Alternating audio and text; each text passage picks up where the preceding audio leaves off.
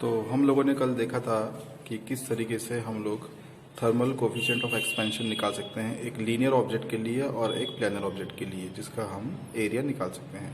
आज हम उसी को आगे बढ़ाएंगे हम सॉलिड बॉडीज़ के लिए जिनके पास वॉल्यूम होता है, तो उनके वॉल्यूम में चेंज आएगा जब हम उनको हीट करेंगे फ्रॉम T0 डिग्री से T डिग्री सेल्सियस तक, तो हम उनके वॉल्यूम में कुछ ना कुछ चेंज हमको मिलेगा। तो हम ये ऑब्जेक्ट लेके चल रहे हैं क्यूब बाय डिफ़ॉल्ट, तो क्यूब की सारी साइड्स इक्वल होती हैं। तो इनिशियली एल एल एल तीनों की साइड्स थी और बाद में हम देख सकते हैं T डिग्री सेल्सियस में इनकी जो फाइनल जो साइड्स हो गई हैं वो हो गई हैं LT LT एंड LT, और LT को आप लिख सकते हो original L plus delta L, right.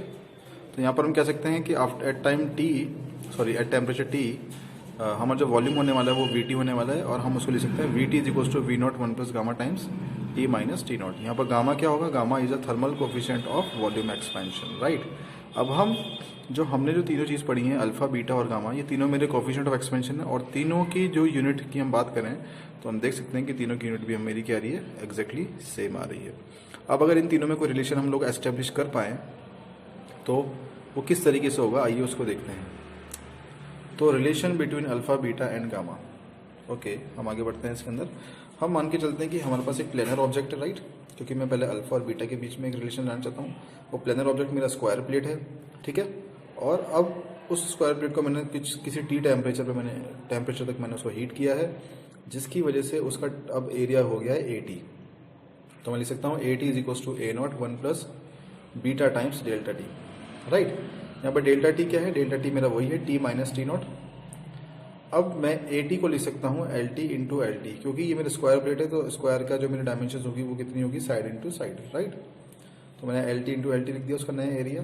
जो उसका पुराना एरिया था T0 डिग्री सेल्सियस पे वो था L0 इंटू L0, ठीक है, into 1 plus beta delta T मेरा एज इट इज चल ही रहा है। इसके बाद व्हाट नेक्स्ट,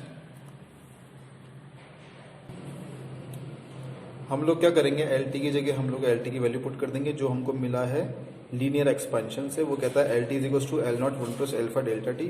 हमने दोनों LT की जगह ये वैल्यू पुट कर दी है, ठीक है, equals to L0 square 1 plus beta delta T as it is चल रहा है मेरे राइट हैंड साइड में। तो मैं अगर इन दोनों ब्रैकेट्स को अगर मैं मल्टीप्लाई करूंगा तो मुझे इस तरीके से मिलेगा L0 square into 1 plus alpha delta T का whole square is equals to L0 square and into 1 plus beta delta T। L0 square से L0 स्क्वायर हम कैंसिल कर सकते हैं। उसके बाद A प्लस बी के होल स्क्वायर वाली आइडेंटिटी से हम इस चीज़ को एक्सपेंड कर देंगे, तो मुझे टर्म मिलेगी 1 plus alpha square delta T square plus 2 alpha delta T equals to 1 plus beta times delta T। अब हम लोग देख सकते हैं कि ये alpha square delta T square जो टर्म है, ये टर्म ऑलरेडी बहुत छोटी होने वाली, क्योंकि अल्फा की वैल्यू ऑलरेडी 1 से बहुत लेस आती है, ठीक है, और डेल्टा T जो टेम्परेचर जो डिफरेंस है वो भी मेरा बहुत कम होगा। तो बेसिकली ये जो टोटल क्वांटिटी ओवरऑल ये मेरी बहुत ज़्यादा कम हो जाती है, तो हम इसको नेगलेक्ट कर लेते हैं। फाइनली मेरे पास बचता है 2 अल्फा डेल्टा T, राइट। यहाँ से डेल्टा T मेरा कैंसिल हो गया, राइट। तो 2 अल्फा इक्वल्स टू बीटा, ये मेरा रिलेशन निकल गया है अल्फा और बीटा के बीच में, ठीक है। इसके बाद हम देखते हैं कि मेरा गामा और अल्फा के बीच में क्या रिलेशन आ सकता है, या गामा और बीटा के बीच में क्या रिलेशन आ सकता है।